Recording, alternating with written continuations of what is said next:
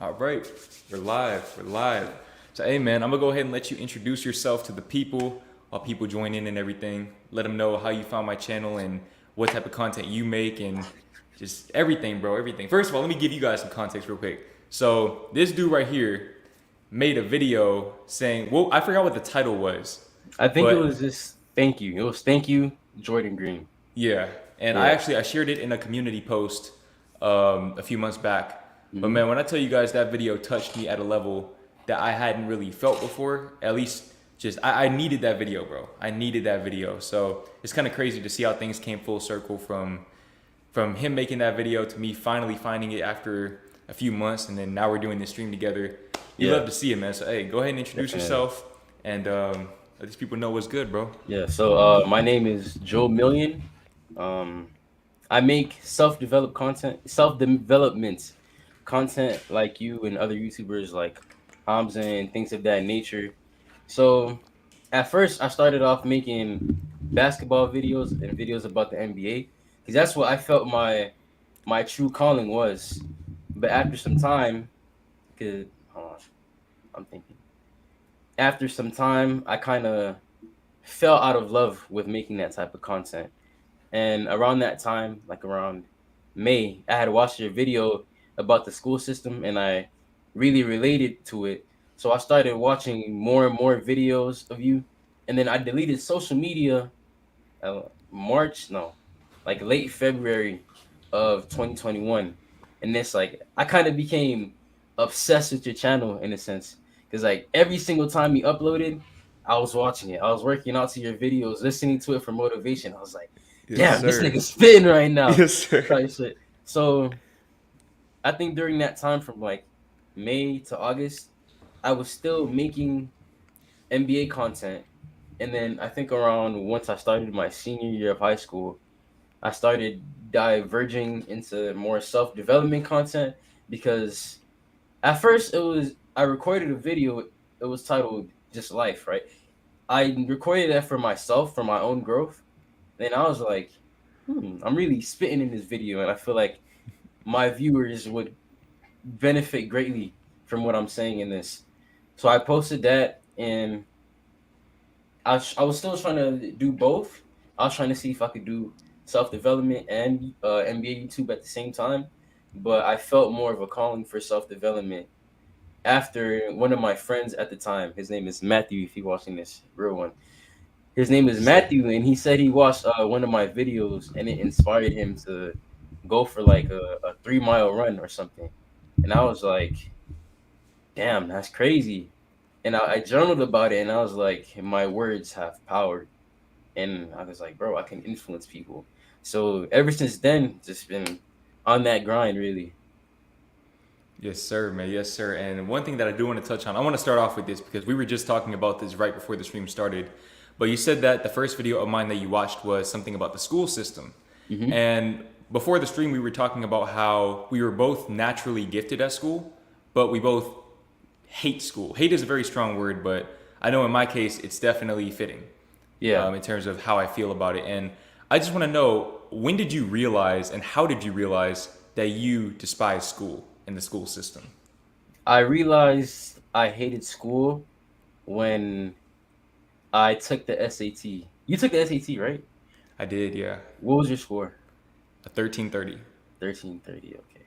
So I took the SAT, and I barely studied for the SAT. Barely studied because I didn't want to, really. I didn't even want to take the SAT, but I knew I had to. So I took it once. And after some time, I saw my scores, and I got a 950 on the SAT or Yeah. 960, one of the two. And I was like, fuck.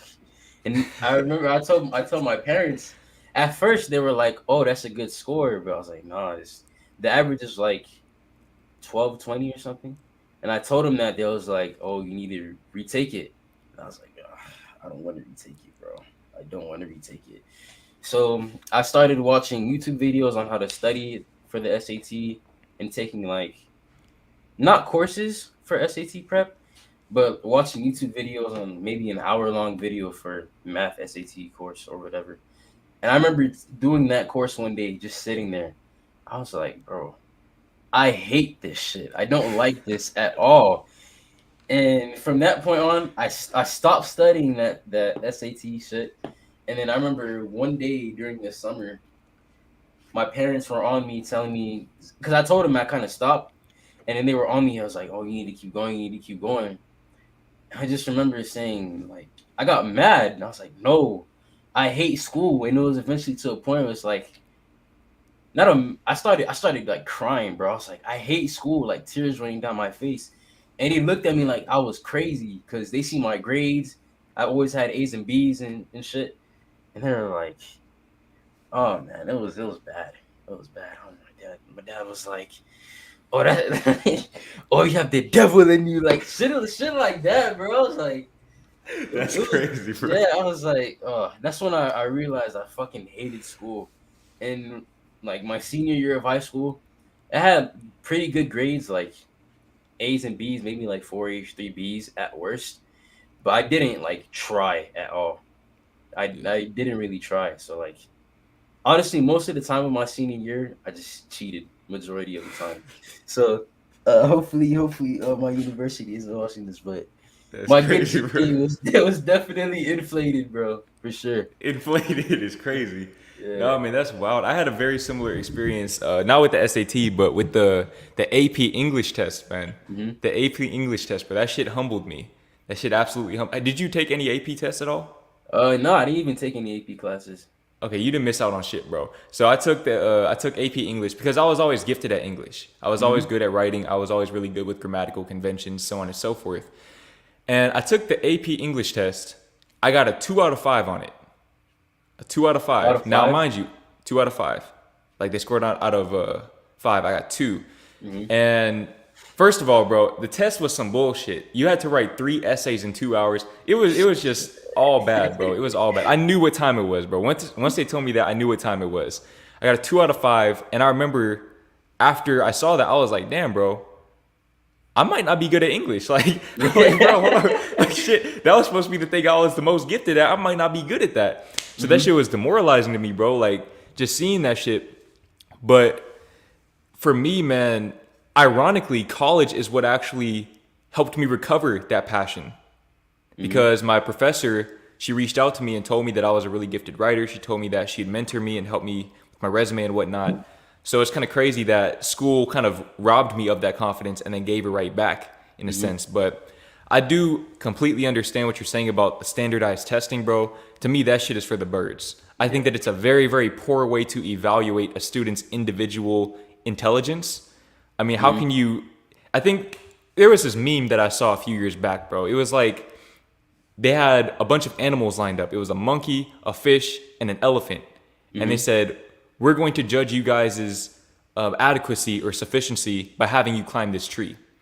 And the monkey was lit. The monkey was like, oh shit, man, this is what I've been waiting for my whole life. And the elephant and the fish, I mean, they're like, well, shit, this isn't what I'm built for. Yeah. And I feel like that's kind of something that the school system needs to do a much better job at. It's just respecting students' individuality. The elementary school that I went to actually became a STEM school, Hmm. science, technology, engineering, and math. And to me, that shit should be borderline criminal, bro. Like, I mean, granted, I don't necessarily know like the full specifics, so maybe I shouldn't talk all this shit. Hmm. But to say that you are taking 10-year-olds and forcing them to focus on this specific field when you might have the next fucking Beethoven in your school and you got Yeah. them Yeah. focused on all this extra shit. To me, it's just, I think it's very inefficient, man. So Hmm.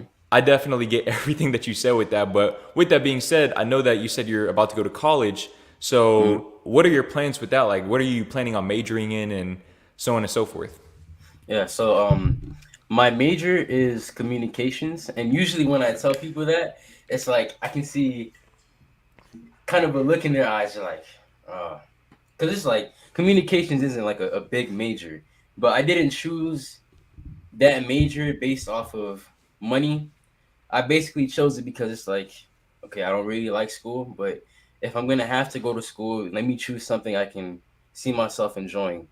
So I chose communications because kind of at the time I wanted to like be a public speaker, be able to speak in front of crowds and do speeches. And I chose that because I know there's public speaking in that. You're gonna be behind camera, broadcasting like radio stuff, shit like that. So I chose it based off of that. And I don't really have a plan for college yet because I haven't. I've been to the campus before, but I don't really know like the in and outs of what I'm gonna be doing every day. So that's kind of been like a major, not a headache, but kind of like stressing me out because I have this channel which is like kind of my purpose. I make music as well. Like I consider myself the quote unquote first self improvement rapper. So Yes, sir. I do that, and it's like I see those two things as contributing to my purpose, and I'm gonna have to do that also with schoolwork. And I've heard you probably know this, like college work is no joke. Like it's like they're It's just not. pushing shit on you. Do It's this, do not. that. So it's like I gotta really find the balance of how to balance out my time and doing the schoolwork that I'm basically like paying for, and also do things that I actually want to do. So that's been a major stress, you can call it, but it's I out of my feel that. control at the moment. So I feel that. One thing that I will say about college, for anyone who's planning on going to college, including yourself, um, I wouldn't say the work is hard. Mind you, I went to community college, but I mean, it's hmm a lot of the basic classes are more or less the same. I wouldn't say it's harder. It's just that they're not on your case about it. So in high yeah, school, when you're behind on your assignments, they're calling you after class like, "Yo, you need to get on this shit. You need to get this shit figured out." In college, you're paying for it. So hmm if you're not on your shit, that's on you. Now, some yeah, professors, they may be like that. They may go that extra mile, especially in community college. But for the most part, man, they don't even care if you show up to class. I yeah, mean, it's really all on you. So I think that's kind of what messes a lot of people up is they don't necessarily have the ability to hold themselves accountable. And in that hmm way, I do feel like college can be very, very powerful in building up your life skills. Because for all of the deficiencies in the school system, whether it be higher education or primary education, I feel like one thing that you can take away from the school system is discipline. yeah, It's the ability to show up every day and do what you need to do. And hmm that's something that, to my point earlier, I was always on my shit in that regard.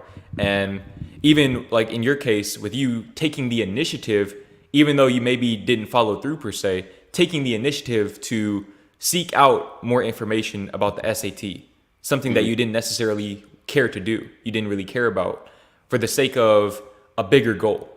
I yeah, think that's something that school is really, really good about. So I don't want you guys to watch the stream and think that we're just all anti-school and everything.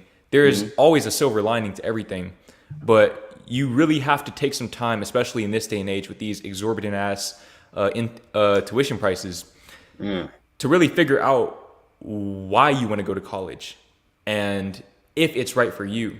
And one thing that I'd recommend everybody, man, if you can do so, is take a gap year or at least a gap semester and just take some time to really figure out what you want to do.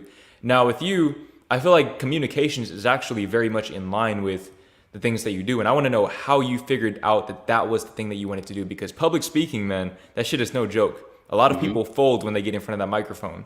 yeah. So, how did you figure out that you have a proclivity for that or a passion for that? And how does that relate to your YouTube dreams? So I think I've not. I guess you could say I realized that I found a passion for that was just repetition with YouTube. So as you first start off YouTube, you're camera shy, and it's like your videos are kind of short because you don't know what to say. But just repetition, repetition, repetition. You get used to speaking up in front of the camera, and I guess you could say like we have an impact off just based off the internet. But I want to be able to speak to people and speak to large crowds of people. Like for example, Martin Luther King, his "I Have a Dream" speech. I know he probably spoke to thousands of people. I don't know exactly, but I'm guesstimating. Probably spoke to thousands of people about this big dream and big goal that he had, and that's something I want to be able to do.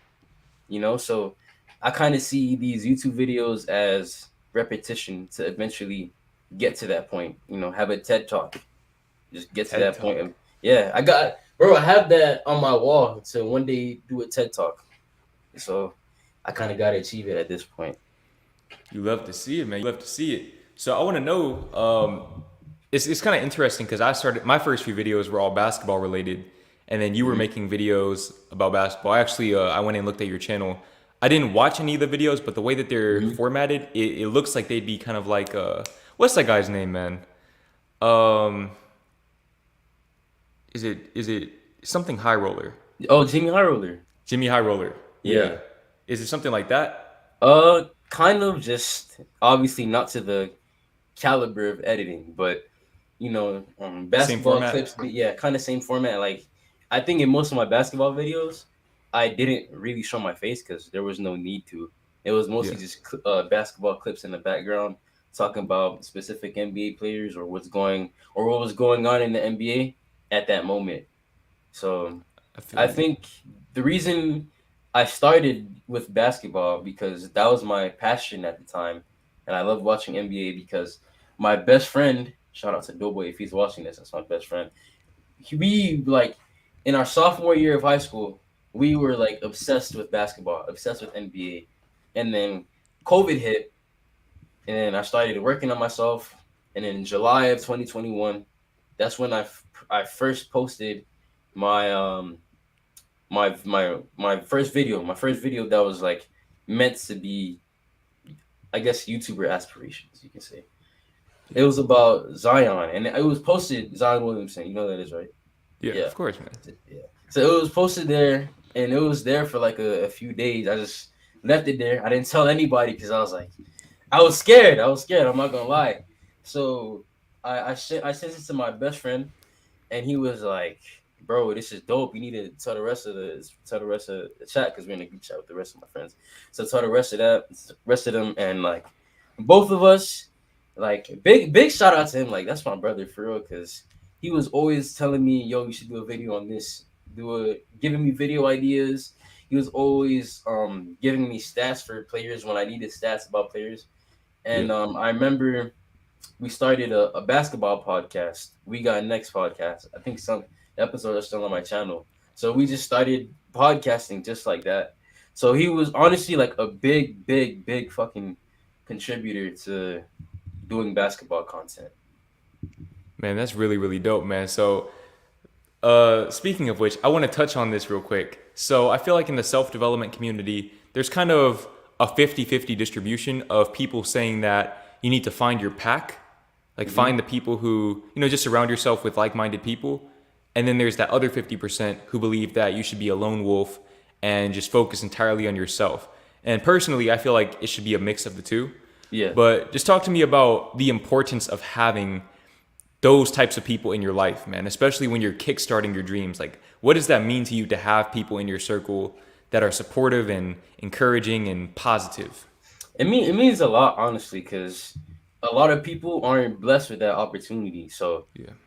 my friends, they really supported me in this dream I have going on. And you asked if like some of the pack says, find like-minded people, and some of the pack says stay alone. Yeah. So I'm like you in this sense because I say it's you got to find a middle ground, like find like-minded people, but at the same time you have to learn to love being alone. Yeah. And like one of the biggest things that you taught me from watching your videos is that you got to learn to love yourself before you could love somebody else. Yeah. Like that was a really big thing that I got from your videos, because I think before your videos I didn't know what self love was, So I'm like really grateful for you like teaching that to me, and thousands and possibly millions of other people teaching you how to love yourself. That was a lot, man. That was a lot. I appreciate that, man. And that was actually the part of your video that broke my ass down, bro, at 3 o'clock in the morning, was when you Hmm. said that I had taught you how to love yourself. That Yeah. blew my mind because 2.5 years ago, I didn't know what self love was. Hmm. So to say that I was able to come from that point to where I have a platform to teach people how to love themselves, I mean, that's just a dream come true for me, bro. Hmm. And funny enough, I'm actually about to start reading this book again for like the third or fourth time, Learning to Love Yourself by Gay Hendricks, one of my Hmm. all-time favorite books. But man, I just want to know, as far as your self-love journey, did you just have a specific moment where you finally put everything all together, or was it just a gradual process for you? I think it was gradual. I believe I had watched one of your videos on loving yourself, and I believe the same night I had looked into my bathroom mirror and I said that I love you. And at first it was uncomfortable and it's weird because you don't really tell yourself that I love you all the time. But over time, with trial and error, some days I didn't do it because I just forgot. And I remember one time in like July, I was doing some journaling and I felt like I had a spiritual breakthrough kind of. And from that point on, because it's like since that point on, I got like really, really consistent in self improvement. And I feel like one of the things that I kind of disagree with you on is that you say that you have to give yourself unconditional love, and Yeah. I agree with that.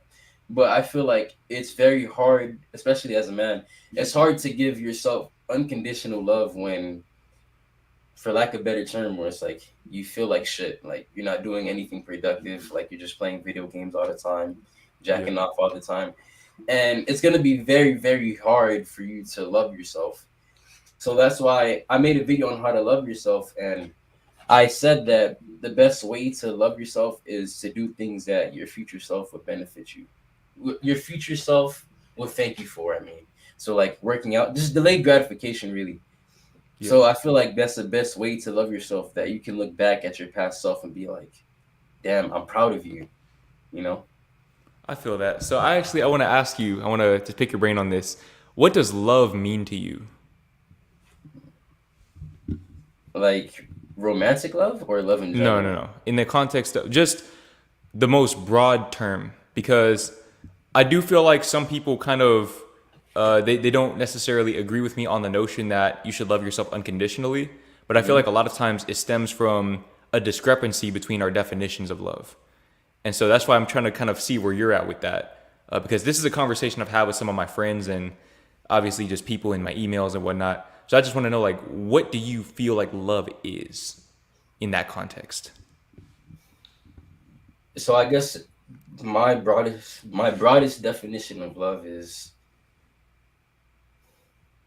I guess, kind of being there for someone at their lowest of lows and their highest of highs, which is kind of paradoxical to what I said because that means unconditional love.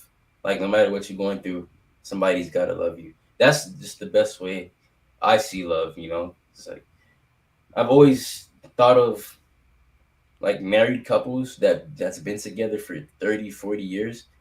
I see that as true love because they've seen everything. Yeah. So I think that's definitely my definition of love.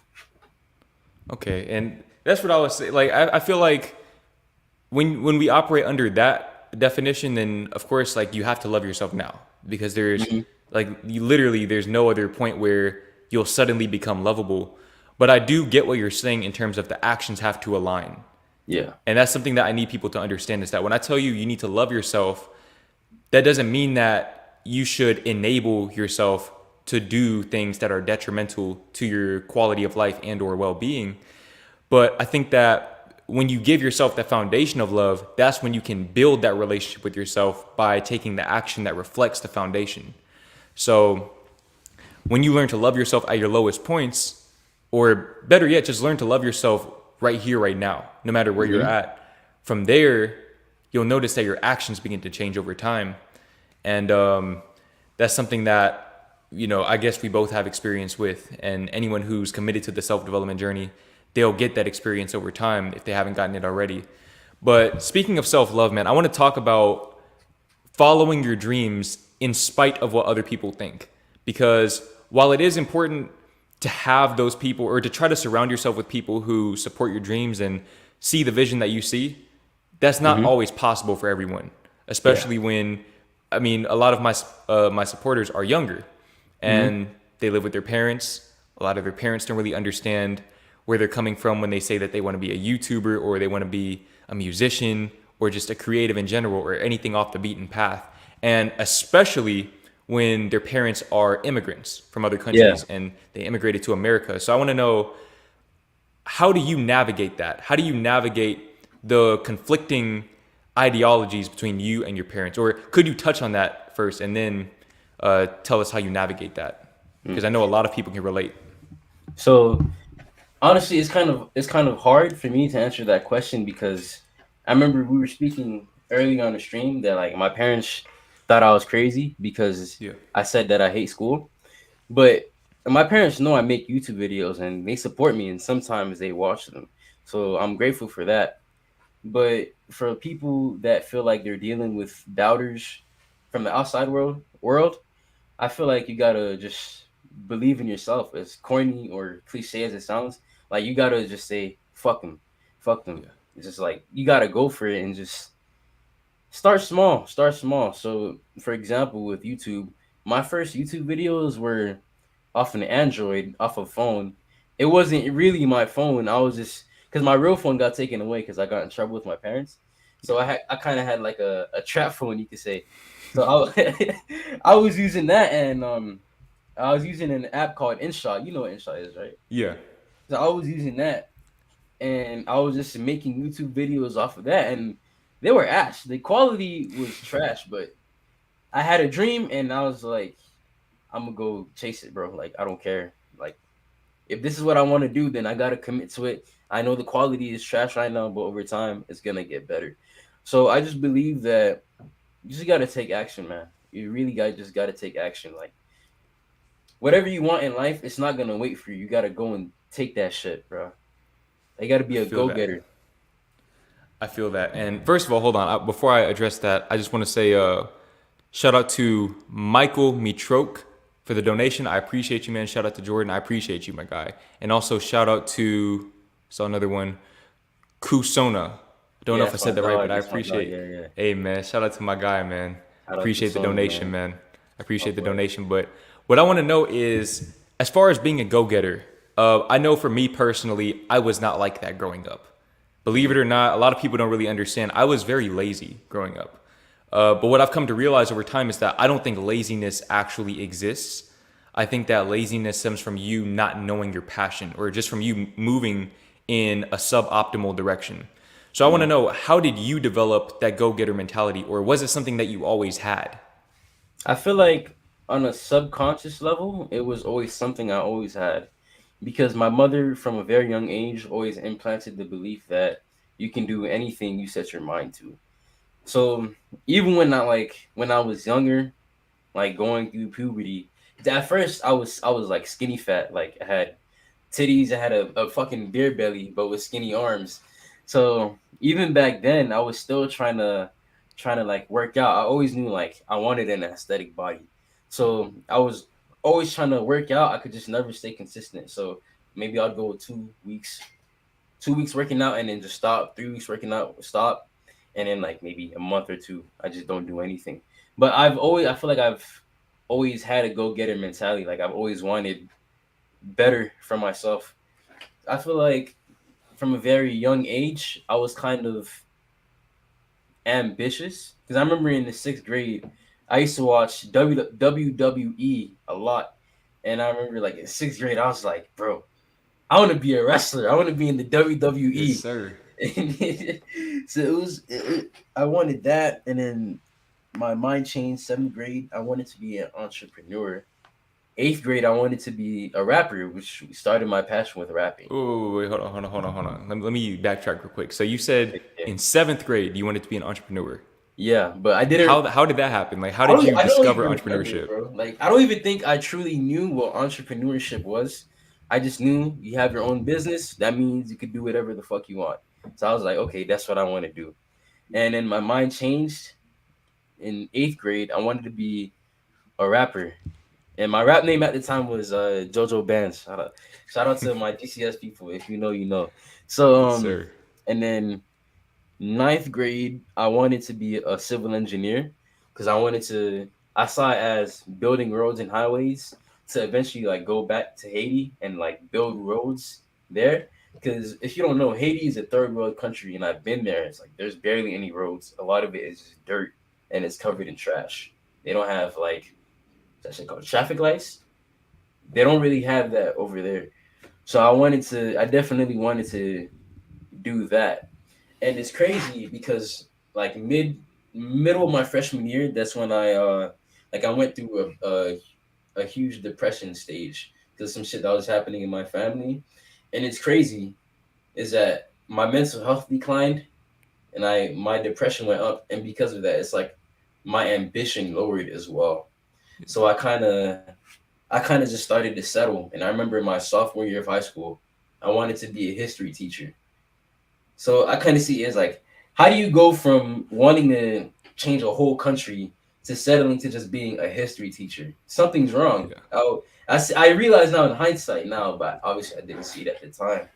But it was during COVID when I started to develop my body, and I lost like 30 pounds. I think that's when the true go getter mindset really kicked in. That's when I was like, okay, I'm gonna do this shit. I'm gonna do basketball content. Okay, I'm gonna blow up in this. Rapping, I'm gonna blow up in this.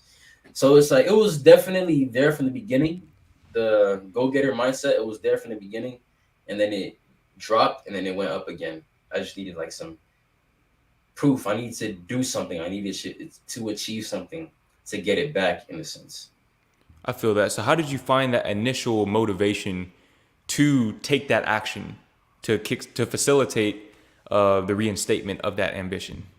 Okay, so this was at the beginning of quarantine, like April. So beginning of April, I was 190 pounds, and I was fat basically. And I remember one Monday night, I was playing video games, and basically that whole day I had ate bullshit. I like basically binge eat. I didn't know what binge eating was at the time, but I basically binge ate. And I remember like playing video games, and suddenly like I found it hard to breathe. So I was struggling, like dead ass struggling to breathe. And I went to my parents to tell them about it. So I started wheezing, and they went to go get this oil called in Creole it's called L'huile masculinity. All my Haitians those know about that. I don't know what it is in English, but that's what they call it. So they started rubbing it on my back, and that wasn't really helping. So after that, I went to my bed, and my mom went to go get a nebulizer. So basically, a nebulizer is like a machine that it blows fog into your lungs. So you wear a mask over your face. It blows fog into into your lungs, and it's medicine. Because I used to have asthma as a kid. That's why I had it, and that's why I still have it. But I don't have asthma anymore. So she was putting it on my face while I was lying down, and I was inhaling the fumes. And I remember like just laying down there, and I was fucking embarrassed and angry in myself. I was wrong. I was like, how did I get this far? Like, how did I let myself go to this? And so I can't breathe. I gotta rely on my mom to do this shit for me. So I was like, since then I was like, okay, I can't stay like this. I can't be like this anymore. So I believe like probably the week after that, like that's when the self improvement kick started. Like working out 6 days a week, 2 times a week. Obviously, it was during COVID, couldn't go to a gym, so it was just calisthenics. And I lost 30 pounds. I went from 190 pounds to 160. So that is what kickstarted. What did you say again? Like how that kickstarted your ambition, like Yeah, how it that reignited your ambition. that definitely reignited my ambition because that was basically all I needed. Because it was like, bro, if I could literally make visible change in my body, I could do anything. That's just the way I seen it. Absolutely, man. And that's one thing that I noticed is that the hardest part of self development is starting. That's Hmm. always the hardest part. And a lot of people, man, myself included, and obviously you, it's like a lot of people have to reach their down bad moment in order Yeah. to get started, in order to kickstart their self development journey. They can't just start for no reason. But whether you reach that point or not, I feel like once you begin to see results in your self development journey, in whatever endeavor you're focused on, that's when you get a lot of that motivation. It's all self development is really all a momentum game. Yes, So indeed. as you see progress, that enhances your confidence. And because you enhance your confidence, you start moving more efficiently and with more conviction. And that enhances your progress even more. and it just continues this cycle, bro. So that's something that I always like to tell people, man, is that self-development is a momentum game. Now, obviously, we don't want people to have to reach their down bad moment and have to be laying there with the machine on their face, or sitting in the car like I was, just contemplating their whole entire life and every decision they ever made to get to that point. So what would be your advice for somebody who's looking to start self-development but doesn't necessarily have the emotional impetus to get started with that same level of motivation that we did? I would say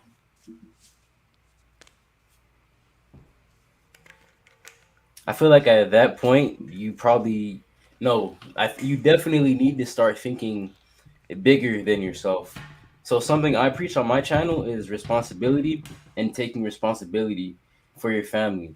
So what I see it as is you can't really do self-improvement for yourself, because like if you stay a fucking loser for the rest of your life, your family is going to be impacted by that. You know, if you stay broke, your family's gonna stay broke. Like your parents are gonna financially struggle. So it's like you need to start thinking bigger. Like, bro, for example, I need to do self improvement because I want to make sure that my parents are straight for the rest of their lives. Like they don't need to work for me anymore. So you need to like take that type of responsibility for yourself and realize that you can't stay weak, bro. You cannot stay weak. And I realize that weakness is being preached in modern society. It's like you're preaching this dogma, I guess you could say, Yeah. of weakness, but weak men don't get rewarded. Yeah. The strong men get rewarded. So it's like you need to start thinking bigger than yourself. Definitely, like, okay, I want to do self improvement because I want to buy my mom a house. I want to make sure that my kids, whenever I have kids, that my kids are like the best kids they could ever be. And like you don't want to raise kids and give birth to children and be like, I hate my father. I want to be like my dad. Or if you're a Yeah. woman watching this, I don't want to be like my mom. Like that's fucking heartbreaking, bro. So you should be the best version of yourself so you can be the best parent for your future kids. I think that's what I would say. Absolutely, man. I agree 100%. I feel like when you make self development about more than you, whether it be your family or your supporters or all of the above, I feel like that helps you tap into a primal instinct that we all have as men Yeah. to protect and to lead. I think no matter who you are, no matter where you come from, we all have that innate desire within us to do those two things. And for me, that's definitely gotten me through some very, very rough patches. And that's why, to my point earlier, man, I was so appreciative of that video that you posted, the Thank You Jordan Green video. You see, you guys don't really understand that when I see you guys comment or make videos or just tell me things like that, even in the emails or whatnot, that stuff actually makes an impact on me in real time, because it reminds me that it's bigger than me. This journey is much bigger than just me. I'm in a position where I can influence the next generation, Yeah. even as I'm a part of that next generation. And likewise with you and everyone else. And something that a lot of people don't understand, man, they like to undermine where they are. I mean, you could be at 100 subscribers, but you don't know who those 100 people actually are. One of those 100 people could be the next president. Yeah. It could be a president of the United States one day. You never know. And that person might go on to impact millions and millions of people. So you can't really quantify your impact, man. But one thing that I do want to touch on, I heard you say this, is the notion that I guess society in general, or media, whoever you consider to be them, or they are spreading this dogma. They're pushing this narrative that men need to be a certain way, Yeah. right? That maybe goes against what we are innately designed to be. And I want to know, give me like an example of that, or like just elaborate on that for me. So, oh, you know BuzzFeed, right? Yeah. I feel like back in 2016 when they were really popping, fucking I remember these like ultra feminists, they try quote unquote man spreading for a week, because apparently, you know, when you spread your legs open as a dude, when you know, because you got balls, right? So you don't want to crush them. that's male oppression. So it's like, bro, what are you saying, bro? What are you saying? And I feel that type of media as well. And I know you probably seen this clip of like this, for lack of better terms, this obese guy. He's like a photographer, and he wants to show like, oh, it's okay to be weak. It's okay to be weak. And you have like other movements like um the fat acceptance movement and Yeah. calling people quote unquote fat phobic. I feel like that's a part of the society that's saying it's okay to be weak. And like I said earlier, like weak people don't get rewarded, bro. It's facts. It's very paradoxical in this sense. That's absolute facts, man. There's this quote that I might butcher this shit, bro, but I know some of you have already heard it before, so you'll know where I'm going with this. It's like strong men create good times create weak men create hard times create strong men. And so the cycle is perpetuated. And I think it's very important to have the level of cognizance to think for yourself in this day and age. I mean, I feel like these narratives, they've probably always been there. Mm-hmm. It's just that nowadays they have more exposure. And, you know, obviously people who don't really have the mindset, they don't have the growth mindset, they have the complacency mindset. They want to find any and all enablers that they can. And they want to propagate those enablers because it enables them Yeah. to be on the bullshit that they're on. And I do feel like, I mean, I haven't really spoken on this that much because I feel like some of this shit just goes without saying, but it's like fat phobic is crazy to me, bro. Like Yeah. to say like somebody's fat phobic, it's like, no, bro, we're looking out for you. Yeah. Like that, and that's kind of where, you know, the definition of love, you know, I agree with what you said. Even like if you have friends who are not on their shit, it's like, yo, if you really love your friends, you're going to try to make sure that they're on their shit too, if you can. Mm-hmm. Leading by example, or just telling them straight up like, yo, man, you need to get your shit together because I know you have more potential than what you're letting on or what you've allowed yourself to believe. And I mean, to your point, man, working on your body is a great way to remind yourself of that. Yeah. Because I feel like out of everything, bro, I mean, when we talk about getting rich, we talk about blowing up on YouTube and just any other endeavor, I feel like your body is the one thing that you will always have direct control over. Yeah. Because you can put in a lot of work on YouTube and not necessarily get the results that you're looking for and then just blow up overnight. But when it comes to working on your body, it just doesn't work like that. It doesn't. I mean, you put in the work and you get the results. And you Yep. will receive the results that are proportional to the amount of work that you're putting in. So I really do feel like fitness is a great place to start. But when you have movements like fat phobic and whatnot, I do feel like it can be very detrimental. And I want to know, man, let's get into some just conspiracy type shit, I guess you could say. Do you feel like that's something do you feel like there's a reason why a lot of those messages are being widely propagated in today's media? Or do you feel like it's just more of the people themselves are buying more into it? It could be both. It could be both, but it could be in a sense of control. And I remember I watched, you know who Hamza is? Yeah.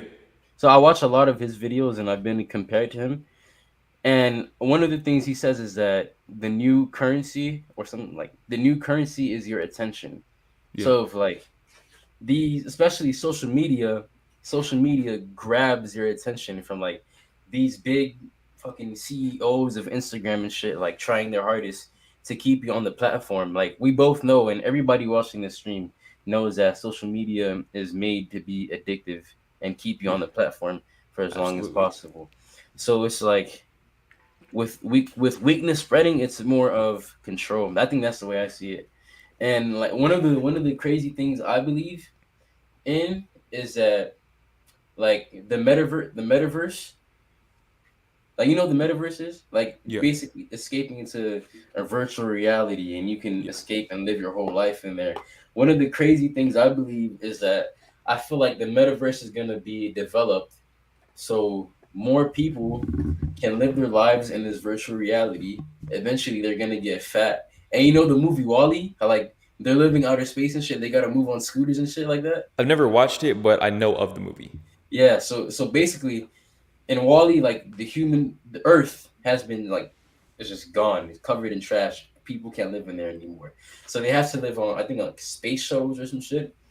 And every single human being in that movie is obese. Like they gotta move on scooters and shit. So I kind of think, I feel like that's one of the things that could happen. Definitely. Like I don't feel like that's far fetched at all. Man, and that's scary to think about. I mean, that's absolutely fucking petrifying, Yeah. especially with us being guys who are growth oriented. Just to imagine a society that promotes and propagates stagnation. I mean, it really doesn't get any worse than that. That's pretty much dystopia defined. Yeah. Definitely. So how do you, I feel like you have to be the change you wish to see in the world. So with you being a self-development YouTuber, amongst other things, how do you plan on helping prevent that issue from occurring before it occurs? I feel like just trying to create more content and spread more messages on developing yourself and being the best version of yourself that you can be. Um, Maybe I feel like I can use my music as well, but honestly, most of my music is like, it's not about self development. It's like typical rap music, fuck bitches, get money, kill niggas, all of that stuff. I feel you. And it's definitely, I've definitely thought about that because it's like I can speak about self development in my YouTube videos, but in my music, it's like it could be the complete opposite. So that's definitely something I think about a lot. But I feel like just having an impact, like possibly influencing millions of people, or eventually influencing millions of people to just be better. Because if we can create more people to be stronger, then we can create better times for our future children. So 100%. I think that's the way I see it. 100%, bro. I agree with that. I mean, I'm right there with you. For me, man, I would say the foundational message that I like to pass forth through my videos, through pretty much, if you read between the lines, this message is prevalent in every single video that I post. It's that of self-love. To me, self-love is not only the best love, but it's the only love. It's the enabler of all love. You can't love somebody else if you don't love yourself. You can't receive love from anyone else if you don't love yourself. And the lack of self-love is often what leads to people becoming stagnant in their lives. Because with the lack of self-love comes the loss of potential, or just the general ignorance of one's own potential. So what do you feel like your primary core message is in all of your content? Primary core message. That's something I really got to think about. And that's okay. Like, I feel like a lot of people, I mean, it's one of those things that comes in due time. I didn't just start my channel with that intention in mind. It's just subconsciously, I feel like that's what I've been called to do. And I look back and I'm like, oh shit, that's something that I've been really preaching this whole time, because it's something that I lived. And so I do feel like that's something that every man should take the time to figure out, because I feel like that's where the core purpose lies. But at the same time, I think it's kind of dynamic in a sense. Like, your core purpose will always be the same, but the means with which you fulfill that purpose, the means by which you fulfill that purpose, is dynamic. So for you, you have YouTube, you also have music. You can go in a lot of different directions with that, depending on what you want to do. I mean, you're majoring in communications. You might be giving speeches. You might end up in politics one day. Like, there's a lot of different ways in which you can influence people. And so I feel like it's important, especially as young men, to not limit yourself to doing one thing or being one thing and overly identifying with one thing. Yeah. And I want to talk about, real quick, man, the mindset, right? Like, physical strength. I feel like going to the gym is important because you could see the real-time results. But I feel like, aside from the physical benefits, to me, I go to the gym probably 70% for mental gains, 30% for physical gains. And so talk to me about the importance of developing your mindset. Because, I mean, let's be real, man. A lot of people, you go and look at my most viewed videos, man, they're all about your looks, how to be attractive, clear skin, curly hair, working out, stuff like that. Yeah. And everybody wants to look good, but I feel like people don't understand that it's really the mind. Yeah. The mind is what you need to spend the most time developing.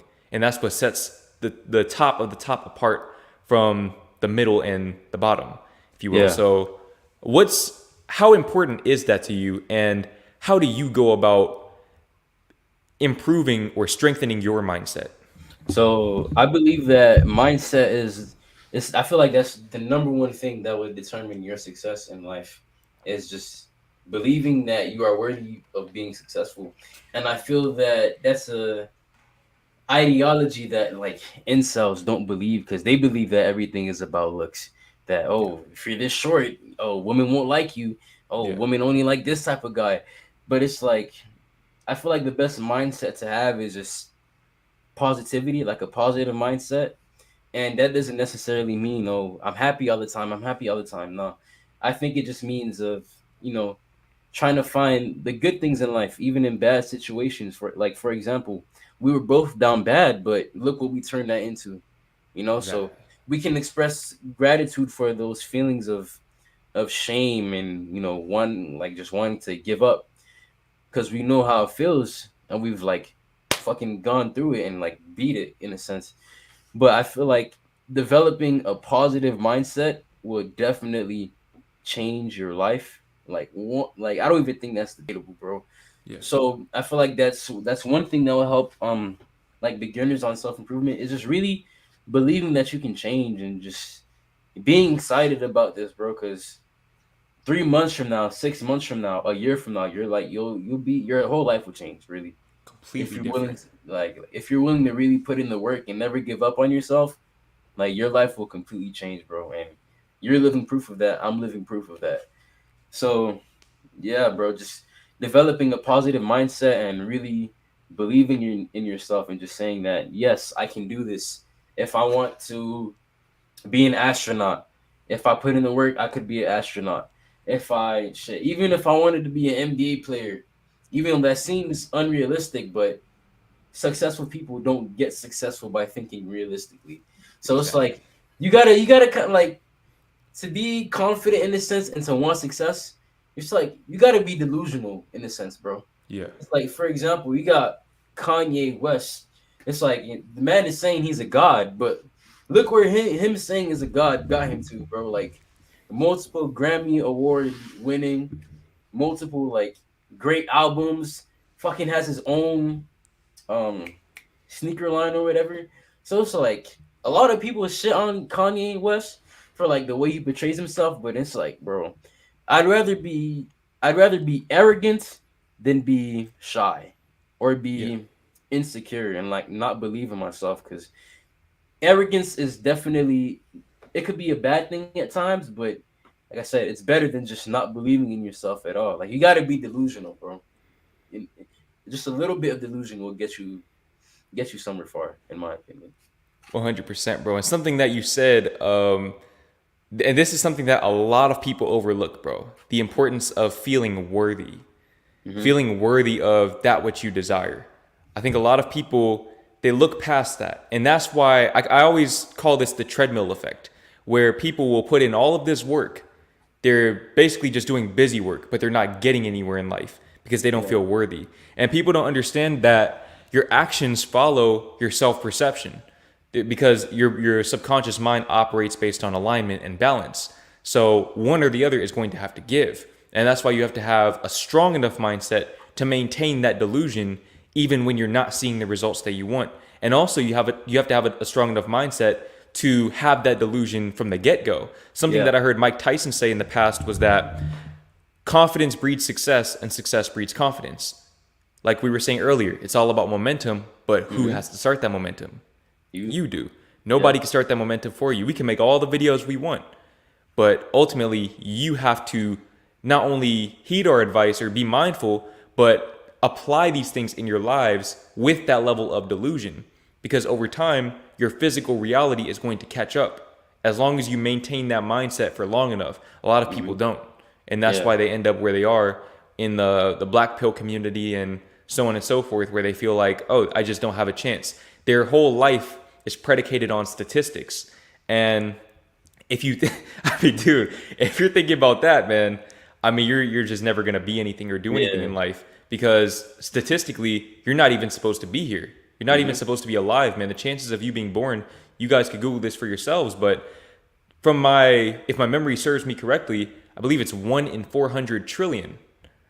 Okay, 1 in 400 trillion. Now, if you can tell me that your chances of finding love, of getting in shape, of making $1 million, if you could tell me that those things, the chances of you achieving those goals, which are pretty common goals for the majority of people, Mm-hmm. is less than 1 in 400 trillion, then hey, we'll just have to agree to disagree.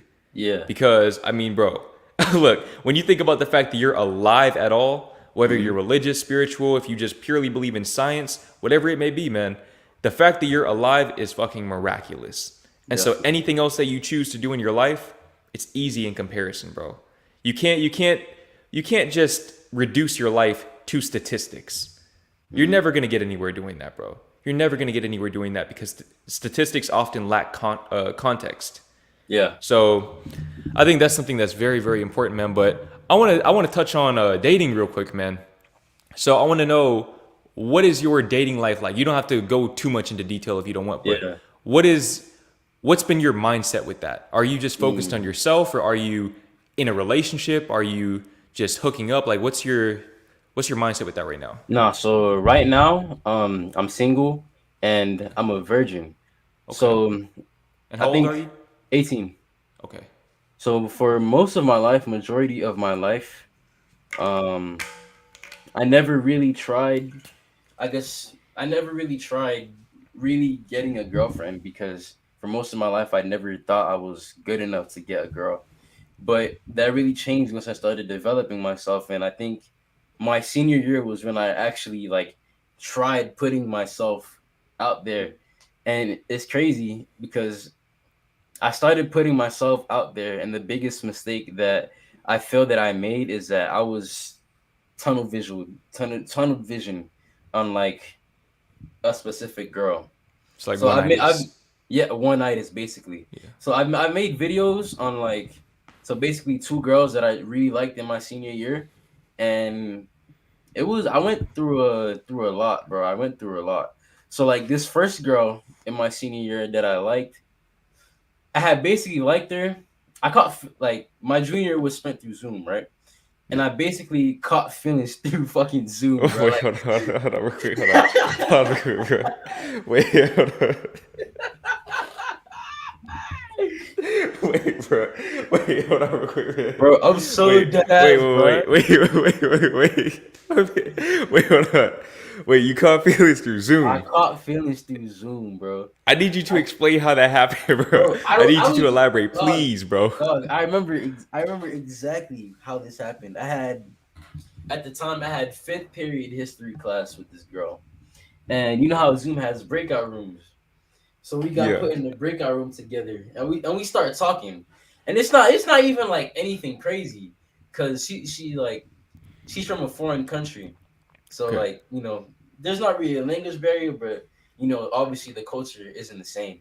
But we start talking about like whatever we needed to talk about, and then I remember she had like played me some music from her country, and we just started laughing, and then the breakout room ended. And for some reason, I don't know why, bro. I still don't know why. I just thought she was different, bro. I just started thinking like, I think I really. At first, it was like I couldn't stop thinking about her, but I didn't accept my feelings at the Yeah. time.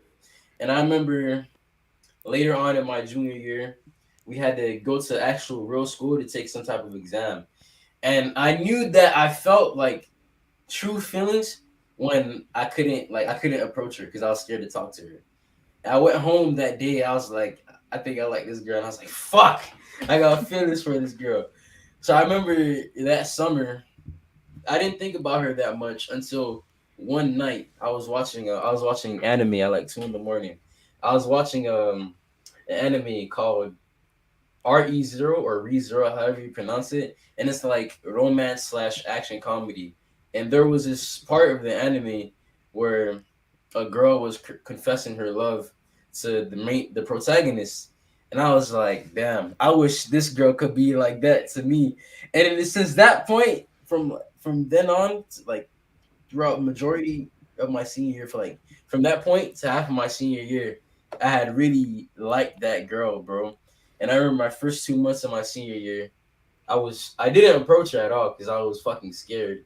And Yeah. I remember I was in, what's that word? Like my mind was going in circles because I saw it as I was scared to talk to her, but I had my YouTube channel. I was like, oh, I need to focus on my YouTube channel. Don't worry about girls, blah blah blah.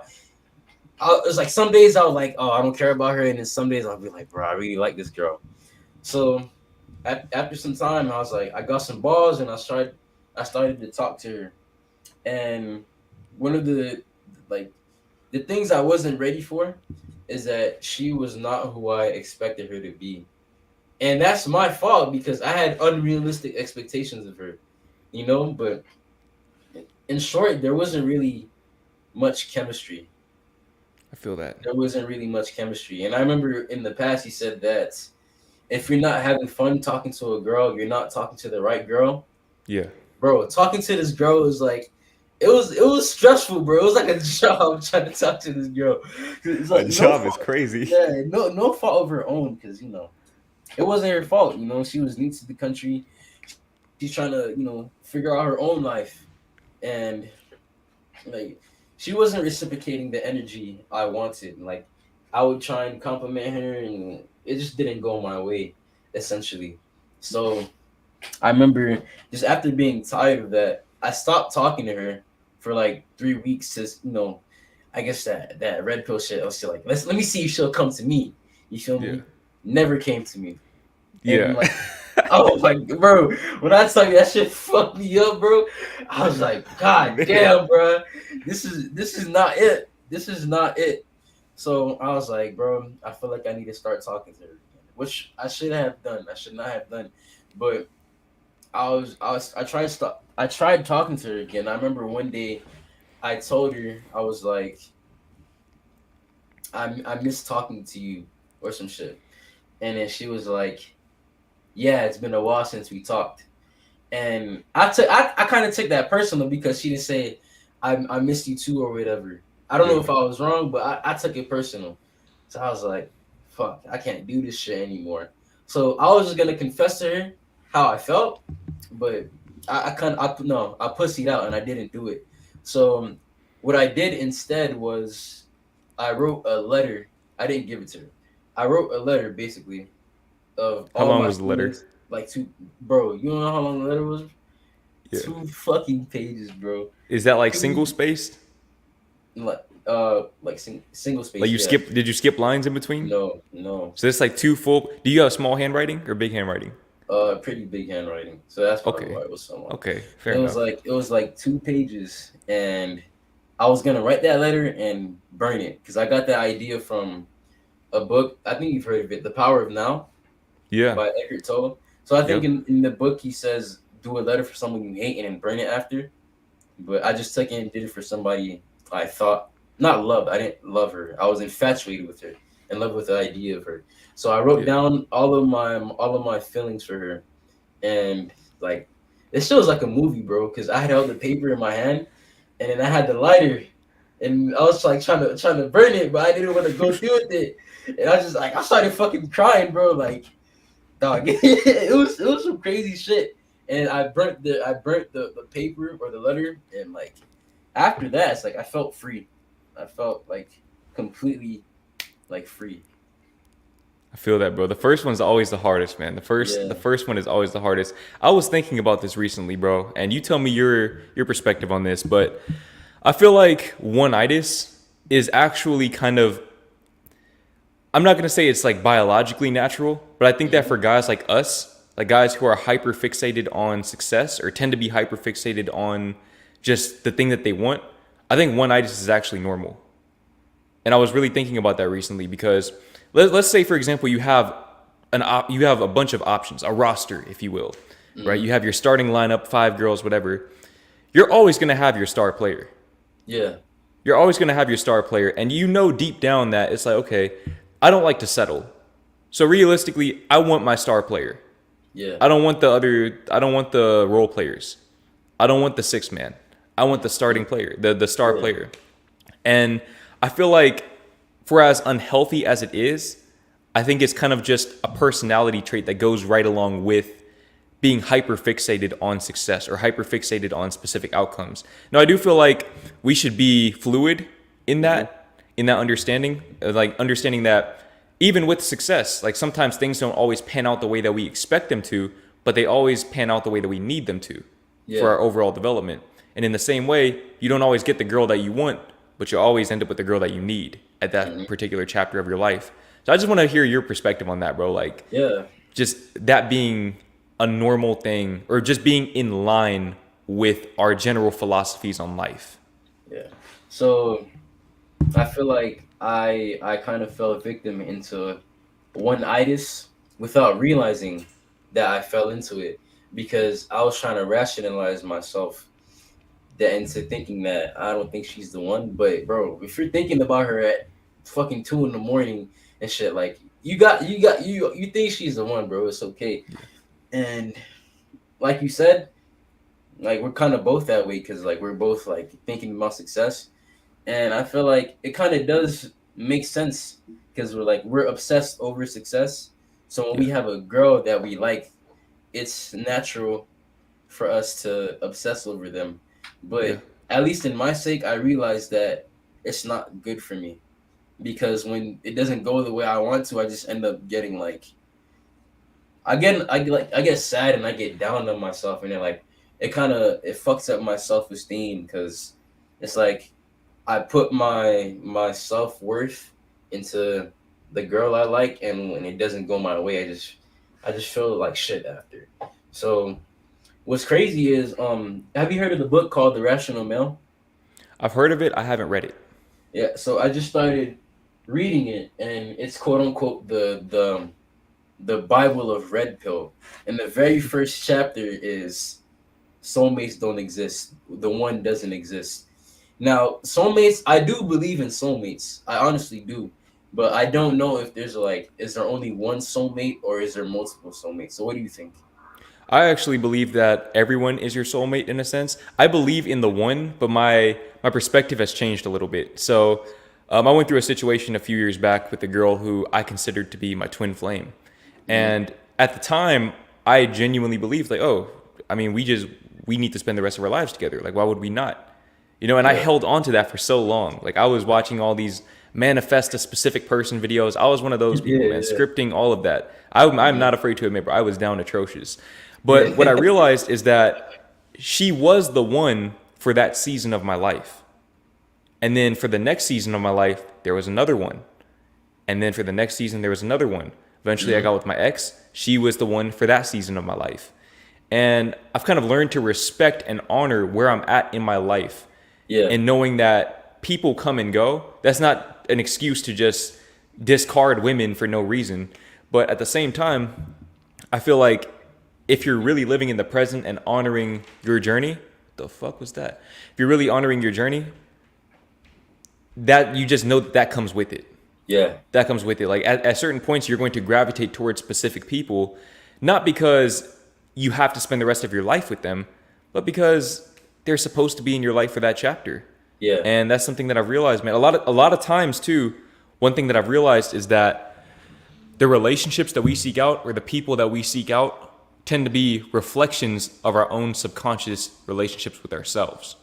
So we're seeking out opportunities to gain more self-awareness through other people. It sounds narcissistic. I personally believe that everyone is a bit narcissistic, but if you really break it down, man, like a lot of people, and we all know somebody like this, where they just keep going with the same type of person over and over and over again, even though it's not good for them. You go for that toxic dude or that toxic girl with a different face. And it's because, and they're the common denominator.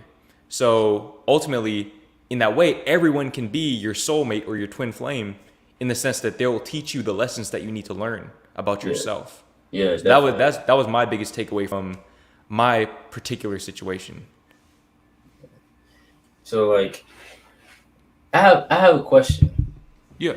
How are you trying to structure your dating life? Man, if I'm being completely honest with you, so I was on the dating apps for the past few months because, and I'm probably gonna like have to make a vlog or something, because I don't think people really understand the magnitude of like how dry the city that I live in actually is. Mm-hmm. So I might have to like just make a, a little vlog just walking around or something so these Yeah. people really understand. But I was on the dating apps. Um, there wasn't really much structure.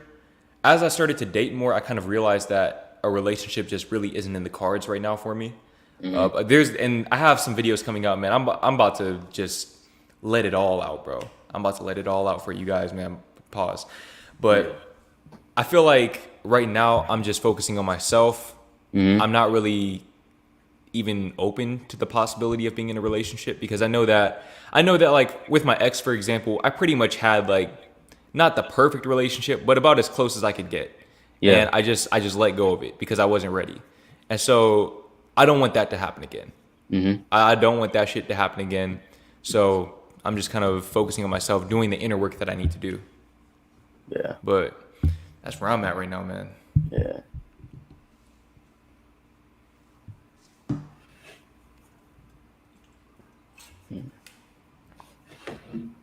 You seem like I feel like we differ on that because like you know what you're trying to do, and I'm kind of I guess I don't know what I truly like, what I really want to structure my dating life like, because I know like since I've been on self development, my standards have definitely increased, and because your standards increase, I feel like I think you said this in the past.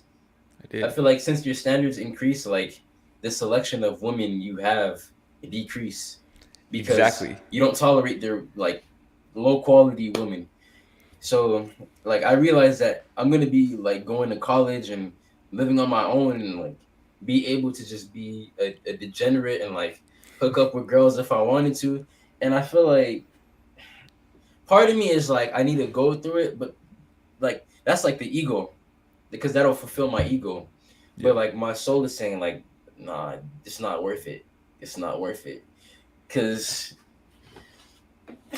I don't know, bro. I kind of feel lost because I want a high quality woman, so I need to become more of a high quality man. But it's like I don't know. Maybe I could be wrong, but how many high quality women are you gonna find in college? Like, how many women are you gonna find like that's censored on self development?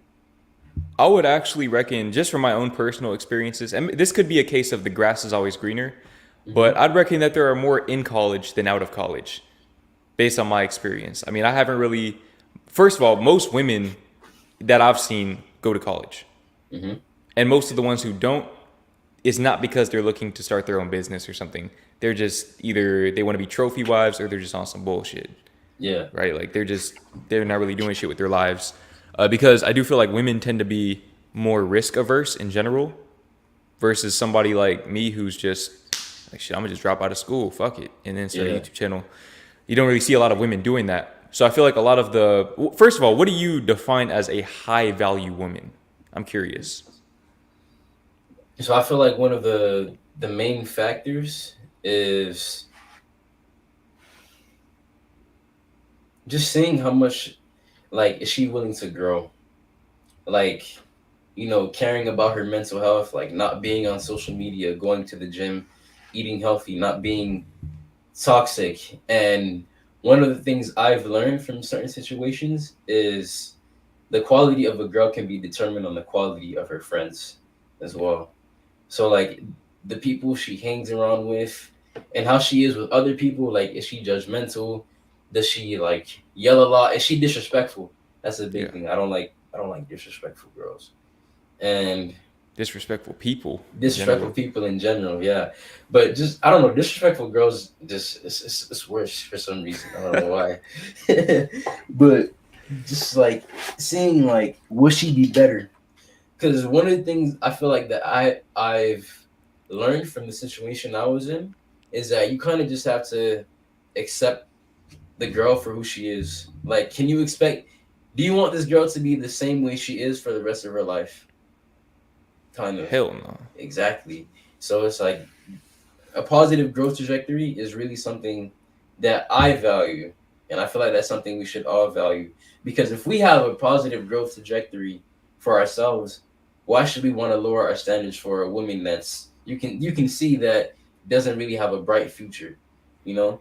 And of course, Absolutely. nice, caring, knowing how to cook, knowing how to clean. I feel like that's kind of looked down upon because women have to. What's the word I'm looking for? Women can't be housewives anymore, in a sense. I feel that. If that makes any sense. But I've always, since I'm trying to be more masculine, I kind of see as like I want my wife to be a housewife, so she doesn't have to work, and her job, which is very important, is to take care of the children. Like we should not see being a housewife as a bad thing. That's not a bad thing. Absolutely not. There's nothing wrong with that. And I would say I'm different in that I want to I just want a female version of me, more or less. I know this sounds like wild, but I want to be a power couple. Yeah. That's been my dream. I don't even know if I want kids, to be honest, but if I do, then that's something that we take care of in the future. But I want to know, man, I have a few questions I want to ask you. One of them, it escaped my mind, but what do you define masculinity as? Like, what does that mean to you to become more masculine? I think progressing towards something in your life that you care about. So, one of the things I got from the YouTuber Hamza is one of the most masculine things you can do is like write down your goals. I don't feel like a lot of people write their goals down, and in my opinion, it's like your goals aren't goals until you write them down. It's just a dream that you have. Yeah. And you're not visualizing your goals. You're just, what's that word? Daydreaming, basically. So I feel like once you have your goals written down, automatically your brain will start to think about ways that you can get closer towards that goal.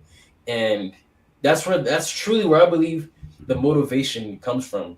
Because I feel like a lot of people want motivation from motivational YouTube videos and things of that nature. Like, yeah, they're going to give you motivation in that moment, but motivation, as we both know, doesn't last forever. So I feel like the true way to find true lasting motivation is really like write down your goals, bro, because that's progressing towards something meaningful in your life, especially as a man. I feel like that's what makes you more masculine, especially like for people my age, like I'm 18 right now. For 18 years old, for 18-year-olds, I feel like this might be egotistical to say, but I don't feel like a lot of 18-year-olds really have goals.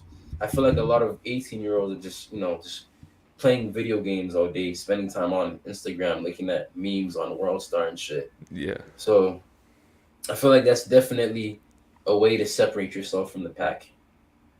I feel that, man. A lot of 30-year-olds don't have goals. A lot of people in general just don't ever set goals for themselves because they're afraid. They're intimidated by their own potential, and they'd rather stay complacent in their comfort zone than to test their boundaries and expand themselves into who they need to become to achieve those goals. And I love what you said about writing your goals down. I feel like when you write your goals down, they go from being goals to being plans.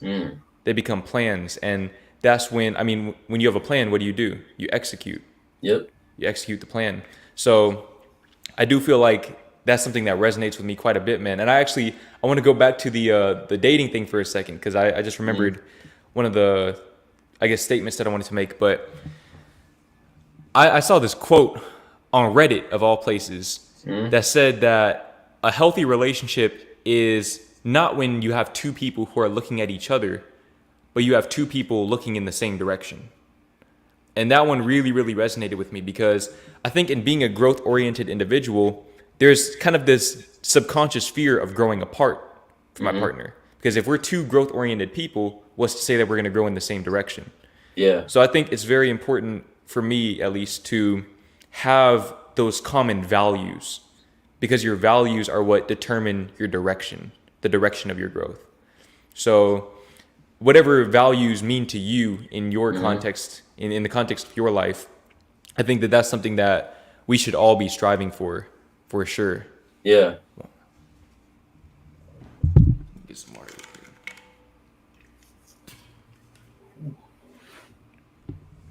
Hold on. Actually, I saw a few donations earlier too. Kurt S., if you're still here, I appreciate the donation, my guy. That's my boy Curtis. Shout out to him. Man, your boys got some money, man. Yeah, Yo, man, y'all out here getting dough, man. Appreciate you, man. And Mastering the Man, I appreciate the donation. Shout out to both of these mastered men for understanding life is a journey of evaluation and improvement from where you are to where you want to go. Good luck on your journey. Keep mastering. Amen. Likewise to you, bro. I appreciate you, bro. I appreciate you. Now, let's see if we can answer about 3 questions real quick, man. Let's answer 3 questions from the chat. So whatever you guys want to know, it could be related to self-development in general, or it could be about Joe specifically. Whatever you guys want to know, man. And hold on, I just want to address this because I saw this in the chat and I saw this already answered. This man said, "Why does bro have a Nazi symbol on his wall?" I was thinking that when it first popped in, I was like, "Damn, like, that's kind of crazy." Nah, it's, bro, it's not a Nazi symbol, bro. So I saw somebody said it was from Capital Steez, right? Yeah. It's from his album. The album is called American Corruption. So I watched an interview from him. He said he basically made that the album cover because it looks like a Nazi sign, but it's 47 because he knew that it would trigger people. Like he wanted to play with their minds, you know. Yeah. So that I feel like that kind of influenced me to put it there. And Capital Steez was definitely one of the rappers that I garnered the most influence from because he influenced me to look more into spirituality and the chakras and more movements from Eastern philosophy, you know, like Buddhism. Yeah. So I made that myself. I basically drew it myself, and yeah, so that's the reason I have it up there. It's crazy, man. Just Capital Steez was like what, 19 when he died? Yeah, 19. Yeah. I mean, just to know that he was on that type of time at that age is absolutely insane, bro. Yeah. Like it's crazy. Of just when you open up those floodgates, I mean, I guess in his case, you could maybe say it overwhelmed him a little bit. Yeah. You know, like it's hard to handle that influx of information that you can't really process. The way that I see it is like spirituality is just this open-ended thing where you never truly find the answer until you look within the question. And that's where you truly find it. And it kind of like, it's a lifelong process. Yeah. People have been trying to decode the shit for literally the entirety of human history. But I feel like it's just hidden in plain sight, man, the truth. So I don't know. That's just, talk to me real quick about your just general philosophy when it comes to spirituality. Mm-hmm. So I mentioned earlier, I felt like I had a spiritual breakthrough. And that's when I truly started to research about chakras. So 47, it basically means balance because the 4 is the 4th chakra, the heart chakra, you know, emotions and love.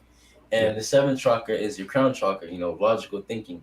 So I put that as a reminder of being balanced and knowing how to find the balance between the heart and the mind.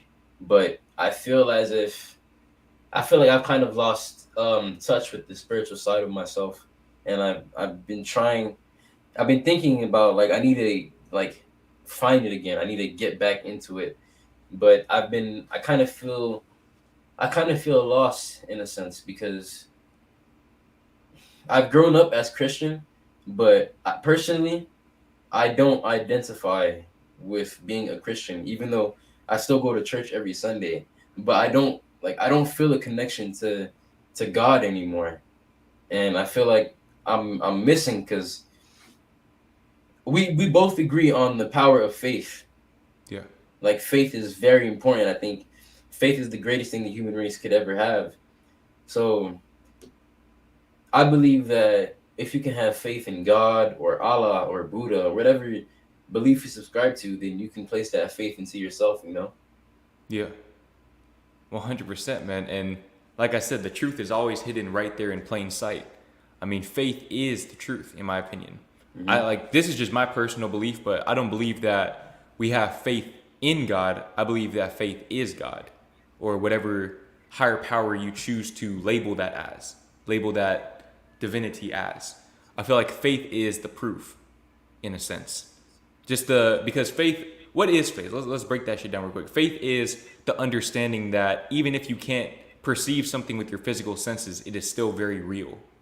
Mm-hmm. And I guess to an extent, you can count that as the perception from your sixth sense, which is your intuition.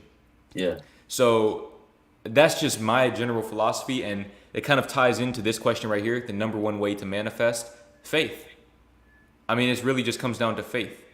Like when you have faith, it's inevitable, but it has to be true faith. To our point earlier about feeling worthy of the fulfillment of your desires. When you truly feel worthy, that's when you find that faith. Yeah. Do you believe that karma and the law of attraction go hand in hand? Yes, I personally I believe that it's all the same thing, just spoken in different ways. Yeah. I mean, it's just the energy that you emit is the energy that you receive. Yep. That's how I see it. I see everything in energetic terms, which could throw people off, but like if you consider that we're all energy, Mm-hmm. I feel like it's just the most empowering belief that you can have. Yeah. Because you understand that you're actually limitless. Oh, I know, like you said in the past, that you're straight edge, right? Yeah. So, would you ever consider the idea of taking psychedelics? I've thought about it. I thought about it. My thing is with that, it has to be like a one-time thing. Like when I say one time, I'm talking one time in my entire life. So it has to be when I'm just like, I don't know, it just has to feel right and make sense at the same time. Yeah. And I've had various opportunities to do it. I just felt like the timing wasn't right, so I just didn't do it. But Yeah. I feel like I don't really need that. Like I feel like psychedelics aren't really necessary to get tapped in with that divine power that we speak of. I feel like it's just a matter of presence. The Power of Now, you mentioned that book earlier. That's one of the most profound books I've ever read. Because present moment awareness is where you understand that everything is infinite. In the present, think about it like this, bro. All time is contained in the present moment. Everything that you've ever experienced or ever will experience is experienced in the present moment, right here, right now. So I've made videos about that, especially like my spoken word videos, but that's just my general philosophy with that. Like I feel like presence is the portal through which you find divinity. Where divinity finds you. Yeah. I've never taken psychs, by the way. So. Are you straight edge as well? I wouldn't say so, no. But I'm not. I'm not a But you druggie, haven't tried psychedelics. obviously. No, I want to. Like not now. Probably like 10 years from now. And like you said, you want to do it like when the time is right. And I want to do I want to try mushrooms because that's straight from the earth. Like I wouldn't do acid because that shit is made in a lab. You don't know what people put into that shit. So, and I've clarified to myself that that would not be for fun. That would be to learn something, and for like spirituality and for the sake of knowledge. So that's why I want to do it. But like you said, you don't feel that it's necessary. Um, it might not be necessary, but I feel like it's a way to tap into some shit that we can't do on this realm. Maybe I don't know. I could be bullshit. I feel like it's a valid path, but it's not the only path. Yeah. But I also feel like I have a lot of like spiritual momentum in a sense because I've been on that wavelength for a long time now. Like I was more or less raised spiritually. So like you accumulate all, like a lot of people, they'll ask me like, oh Jordan, how do you come up with these insights and shit? I don't just sit around the crib just thinking of video ideas. Like they come to me. Because I feel like when you get tapped in through meditation and being in touch with nature and things like that, and just present moment awareness, conscious present moment awareness, that's when the ideas flow your way. The wisdom flows through you as the vessel. And that's one of the most important realizations, bro, is knowing that you're a vessel for divinity. Once you know that, you're unstoppable. Because motherfuckers are not out here writing books off the power of their mind. Yeah. They're using their mind as a vessel through which the information flows through them. That's the secret, bro. Hold on, we got my man Mastering the Man. I appreciate the donation once again. Jordan, I sent an email. Please check it out. Thanks. I got you, bro. You know I check my emails every single day. I got you for sure, bro. That's truth. That's truth. Hey, man, I'm out here, man. Yeah. Oh, one thing I've thought about. I remember. I think probably earlier this year, some of your videos they were edited differently. Like they were more, I guess, hyper edited in a sense. Yeah. So why did you stop? A kind of a mix of reasons. For one, just to be transparent financially, I was in the negative on every single video. Yeah. Like for the amount of money I was spending, I probably would have had to get like 60,000 views per video to be in the green or like to break even. And it's like, oh well, I have bills to pay, you know. So it's okay, I can't really do that. But also, I feel like the content that I make is generally a reflection of the content that I watch or the content that changed my life. So I don't really like to do hyper intensive editing on my videos just because most of the content that changed my life was very simplistic in its nature. It's just talking head. A lot of those videos, man, people filmed on the phone. They filmed on the phone, and I just watched them. I'm like, oh man, this shit is transformational. So for me, it's all about the message. That's a big difference between me and a lot of YouTubers. A lot of YouTubers think of the thumbnail and the title first. I don't think I always think of the video first, and then the other stuff is the afterthought. Yeah. Those are the afterthoughts for me.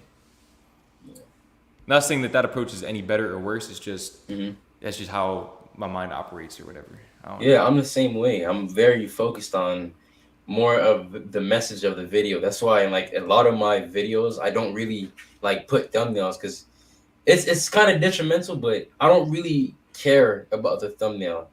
And I kind of feel like, as I said, it's kind of a detriment because I'm thinking about myself, but I need to think more of like what the viewers want. Obviously, a better thumbnail is gonna attract them to watch the video, but like the message is way more important than the thumbnail itself, you know. So that's the way I've always seen it.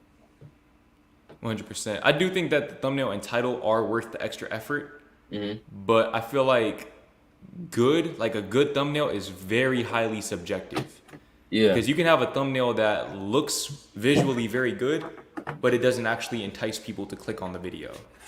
So it's just kind of a trial and error thing. Like I've noticed that motherfuckers click on my videos more when they just see me just staring at the camera than if I do some very complex, intricate shit. You know, so I think ultimately it's more about the video concept. If people are drawn to the concept, they're gonna watch. But I do think thumbnails, that's one of those things that comes with time too. But I'm definitely right there with you, man. Like to me, it's all about the message. As long I always say this, bro. I don't try to make the best videos. I try to make the most impactful videos. That's just how I tend to operate. I never claim to make the best videos in self-development. You got motherfuckers like Cole Hastings out here who are making like full-length feature films 3 times a week and shit, bro. Like, okay, like, I'm not gonna make a video as good as that, but I'm gonna make a video that is as impactful as I can possibly make it. That's how I tend to operate. Yeah. But let's see if we can answer about 2 more questions. I see this one right here. What advice would you give for me because I'm going to be a junior in high school this year? I would like to know your input on this and your feedback on it. It would mean a lot. So my personal advice for being a junior, for me, I can't speak for everyone, but for me, junior year was the hardest year of high school. It was also the most pivotal year. That was the year where I jumped a lot of people in class rank. I probably went up like a good 50 spots in class rank just off that year alone.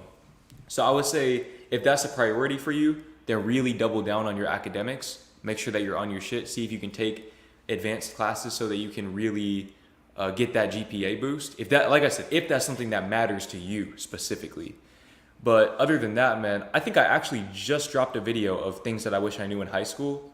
I would go and watch that video because some of the stuff that I said in that video, man, really all of it, it was kind of tailored to people in your exact situation, or people going into junior, senior year, yada, yada, yada, bro. Just appreciate your friends, socialize, work on your social skills, not for the sake of making friends, but for the sake of improving your social skills. And that's pretty much it, bro, honestly. What do you have? What I agree with everything you said, bro. Just like, If you care about academics, definitely don't neglect your academics, and just try and have fun, bro. Because I know like a lot of high schoolers, and this is what I went through as well. Like you care so much of what people are gonna think of you. Like, oh, I want to talk to this girl, but oh, my friends are gonna think she's ugly. Oh, people are gonna watch me. It's like everybody says the shit, but it's like once you get out of high school, it means nothing. So like, Nothing. bro, like definitely like just enjoy your experience, bro. Live in the moment. Live in the moment and have fun, bro. Cause like you're gonna go through high school, you're never going to have these years again. And like I've only been out of high school for like 2 or 3 months, and I'm thinking of shit. I don't regret anything I did in high school, but I'm already thinking of shit I could have done differently.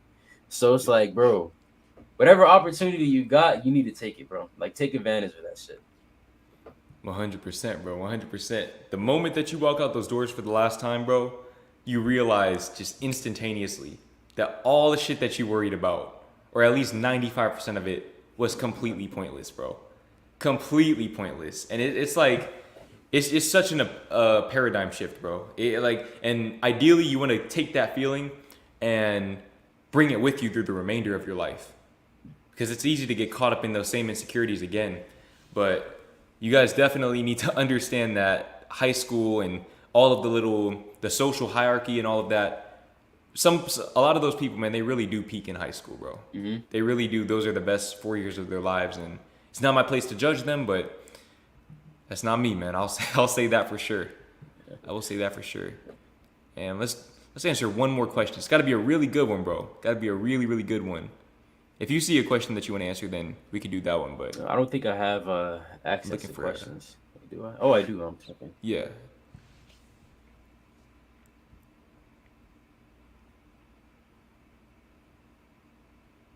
I'm scrolling down.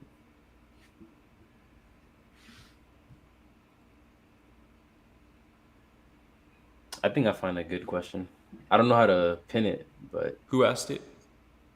Lester Salamba, if I'm pronouncing it correct. This one? Yes. Okay. Man, Lester asked, how does one find inner happiness beyond materialistic things? First of all, I just want to point out that my man has a Rolls Royce in his profile picture. That's wild, man. Hey, but as far as finding inner happiness beyond materialistic things, in my experience, I had to actually go through it. I had to actually acquire the material things to realize that, oh, they don't bring real fulfillment. What they do is they serve as physical representations of your inner growth. But that's where the happiness actually occurs. And those things are, because if you don't love yourself from within already, those things aren't going to fix that. A lot of people have this misconception that getting nice things is going to replace the void that you have within. It's not. It is not. There's nothing that you can do, whether it be acquiring material items or getting into a relationship, nothing that you can do. You can never fill an inner void with an external solution. It has to be an internal solution. And my solution is self-love. Just loving yourself right here, right now, where you are. Love is a conscious decision to accept yourself. Literally, like if you just consciously choose to accept yourself right now, that is where you will find inner happiness. And for me, happiness isn't a matter of pleasure or joy. Happiness is fulfillment. It's a feeling that it makes me feel whole from within, as opposed to making my dopamine level spike. So to me, man, if you're looking for fulfillment, you have to give it to yourself. The material things, they just can't do that for you. Yeah. I agree. I feel like I don't know. I don't feel like the search should be for happiness because happiness is a fleeting emotion. 1 second you could be happy and you could just get angry or get sad. So I think gratitude should be the point. That's where I think that's where happiness can be found. So like you said, materialistic items are just a sign of the growth that you've made. And I agree with that, but you don't want to get lost in the sauce. Yeah. That makes any sense. Like you don't want to waste money on materialistic things. So I feel like what's going to cause you true happiness is progress and seeing where you used to be. Like you started off down bad and you truly leveled up. That's what's truly going to give you happiness. And I feel like true happiness is found just disconnecting from everything, like going outside and grounding, being in nature, going for a walk. That's where I've truly felt happy, and also connecting with people. That's where you feel happy as well. But I don't feel like materialistic items are the answer. I don't know if that answered the question, but hopefully that was good enough. No, that answered the question for sure, man. I feel like gratitude is the reason why gratitude is so powerful is because it encourages presence. It encourages present moment awareness, which everything always comes back to present moment awareness. If you feel like you're missing something from within, the chances are you're not being present with yourself. Therefore, you don't love yourself. So present moment awareness and self-love, the two go hand in hand, and they will solve pretty much every single problem that you have. Any problem that you could ever have can pretty much be solved with present moment awareness and or self-love, because the two go hand in hand. So definitely, man, just focus on being grateful for where you are right now, so that when you do get those things, I mean, shit, I don't know if that Rolls Royce is yours in the picture, man, but if it's not, when you do get that Rolls Royce eventually, you'll be able to appreciate it that much more, because not only are you grateful for how far you've come, but you're grateful for every step that you took to get that far. And with that being said, man, I want to let you go ahead and just remind these people who you are real quick before we end the stream, man. Just tell them who you are, what they can expect from your channel, so on and so forth, bro. So once again, my name is Joe Milien. I'm a YouTuber. I currently make videos on self-development, and also I kind of use my YouTube channel to display my own self-development. I talk about the lessons I've learned and the mistakes that I've made, and mistakes I'll probably continue to make in my life, because I'm not perfect. We're not perfect.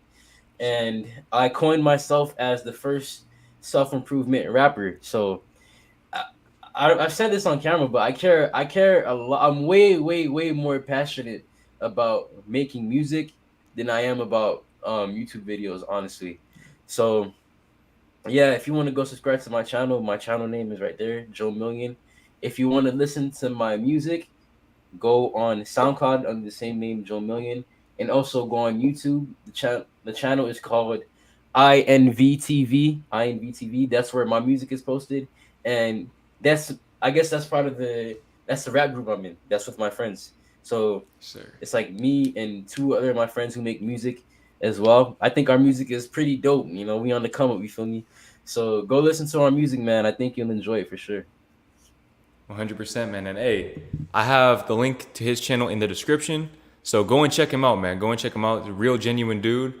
And he deserves all the success that's coming his way in terms of YouTube, music, and everything else in between, man. And with that being said, bro, I appreciate you for coming on the stream and speaking your truth, spreading this game, spreading this wisdom to the youth and just everyone who's looking to elevate. Because like I always say, man, we elevate together.